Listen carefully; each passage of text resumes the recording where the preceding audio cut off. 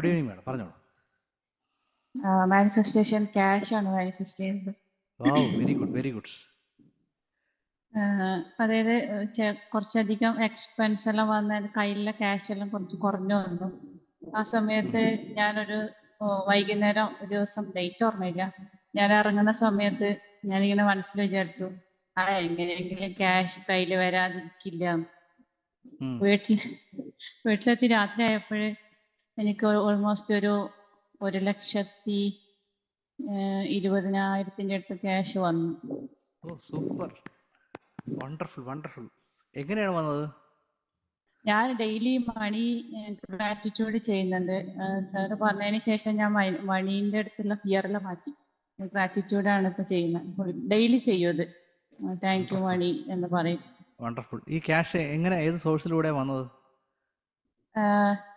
ഒരു ക്യാഷ് ചിട്ടിയായിരുന്നു, പ്രതീക്ഷിക്കാതെ അത് ആ എമൗണ്ട് വന്നു. പിന്നെ കുറച്ച് ക്യാഷ് എൻ്റെ കുറച്ച് ഇൻസെന്റീവ് അങ്ങനെ കുറച്ച് കാര്യങ്ങൾ വന്നു.